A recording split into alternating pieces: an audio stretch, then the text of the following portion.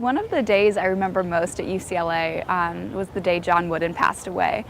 And a couple weeks before that, I had been at a story. I'd been reporting for a story where it was a John Wooden celebration in partnership with the Anderson School. And it was really cool to report on. I was actually, I think, one of the last staffers of the Daily Bruin to ever get to see John Wooden before he passed. And I got to meet Kareem Abdul-Jabbar and all of these basketball players that I've watched as a kid, and I got to see John Wooden as a huge basketball fan.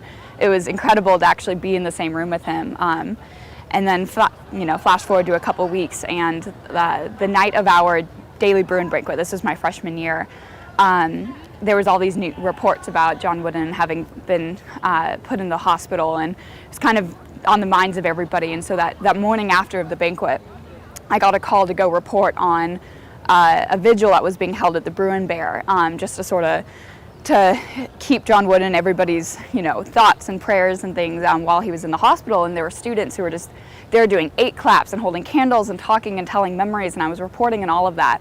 And it was just kind of an all-day thing, and I went to go have my first meal of the day in the afternoon at the dining hall up at Hedrick, and I got a text from my editor telling me that John Wooden had passed. And so I had literally just swiped, and I just ran out of the dining hall and ran down to Reagan and was in the middle of it all while everybody was, they had been originally holding vigils to pray for him, and then it was, once he passed, the mood had entirely changed.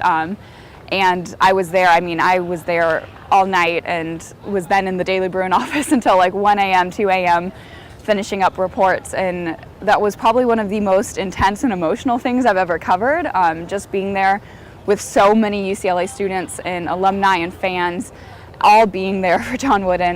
The amount of tears and 8 claps that were going on, and having been reporting on one of your sort of heroes, really, was such an experience that I hadn't encountered. And even though it was an incredibly long day and a really emotional day, I'm so glad that I had gotten to be a part of that, because that's one of those things that I will always remember, having been there that day and having been a part of that moment.